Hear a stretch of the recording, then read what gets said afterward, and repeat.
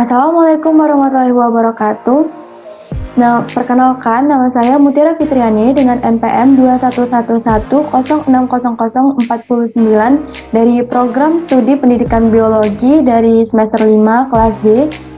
Adanya saya di sini, saya ingin memaparkan materi saya tentang memahami adanya evolusi populasi yang dimana diampu oleh dosen pengampu Ibu Aryani Dwi Kusumawardani MPD.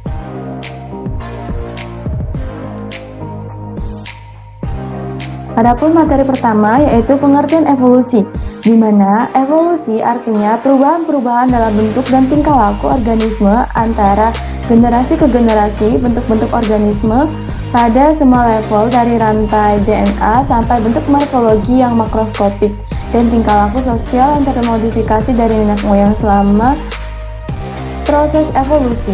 Evolusi dari segi bahasa, menurut bahasa Inggris berarti evolution, berarti perkembangan.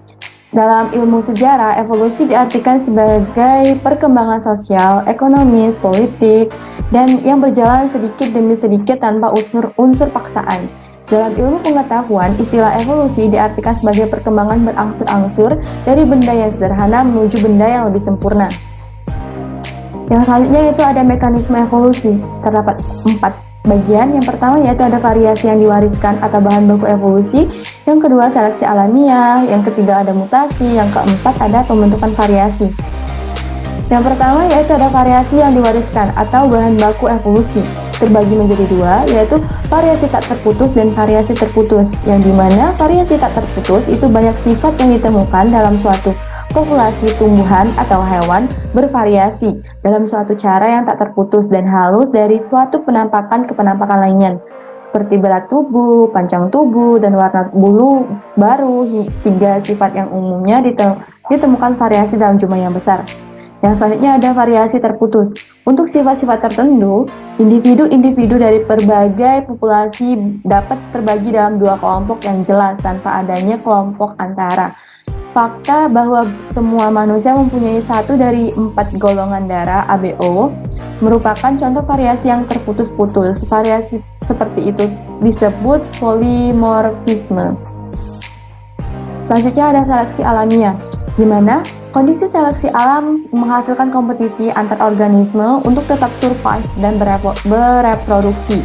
Akibatnya, organisme dengan sifat-sifat yang memberikan keuntungan akan lebih banyak jumlah dibandingkan persaingan, dan pembawa sifat-sifat yang menguntungkan akan berkurang atau hilang pada generasi-generasi berikutnya. Di mana seleksi alamiah itu terbagi menjadi 3. Yang pertama ada seleksi terarah, seleksi stabilitas, dan seleksi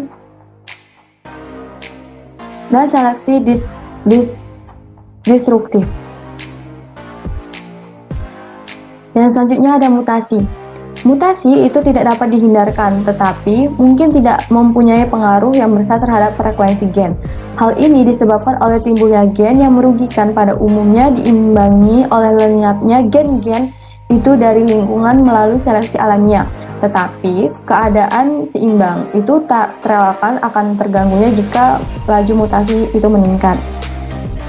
Dan selanjutnya ada pembentukan variasi, di mana suatu spesies dikatakan berhasil beradaptasi apabila dapat menyesuaikan diri dengan lingkungan, lulus dari predator, dan mampu bertahan hidup untuk bereproduksi menghasilkan turunan.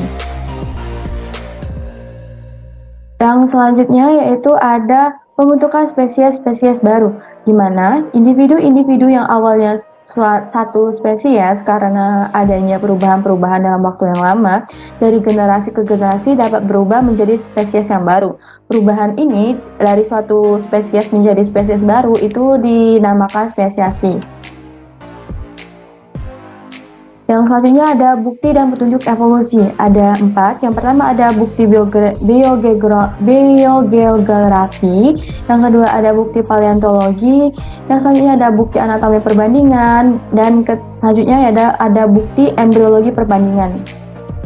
Yang pertama ada bukti biogeografi, di mana biogeografi ini sendiri adalah ilmu yang mempelajari distribusi geografi dari tanaman dan hewan, di mana merupakan studi biogeografis memperlihatkan bahwa suatu spesies baru muncul pada satu tempat dan kemudian menyebar menuju keluar dari titik atau tempat asal.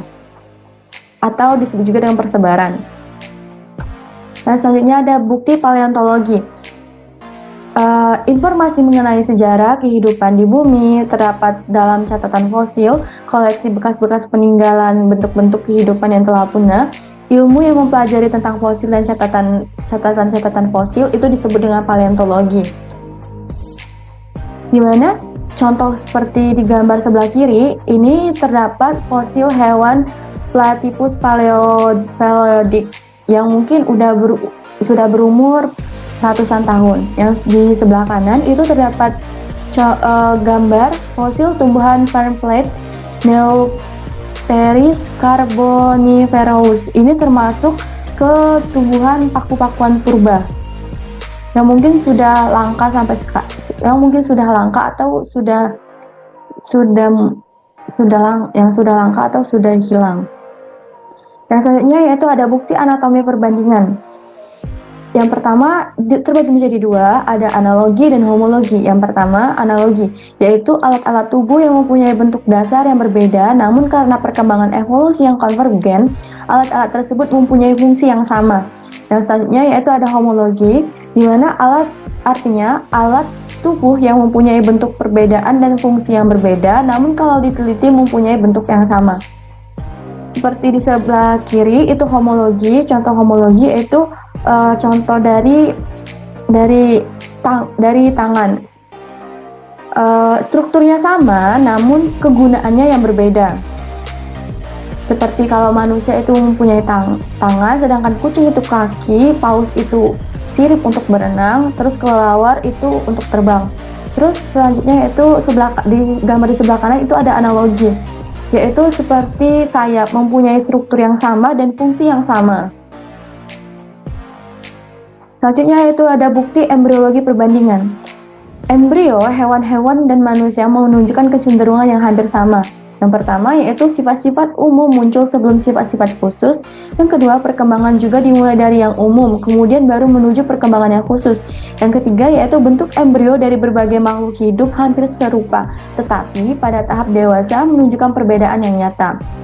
Sama seperti di gambar, yaitu embriologi seperti ikan, salamander, kura-kura, ayam, manusia, itu sama bentuknya, namun setelah berkembang itu akan menunjukkan bentuk yang berbeda, namun embrio namun akan menghasilkan suatu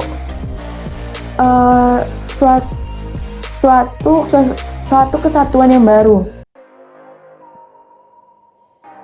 Baiklah, itu saja yang saya dapat sampaikan. Lebih dan kurangnya saya mohon ampun. Kepada Allah saya mohon ampun. Semoga materi yang saya sampaikan dapat bermanfaat. Terima kasih saya ucapkan. Wassalamualaikum warahmatullahi wabarakatuh.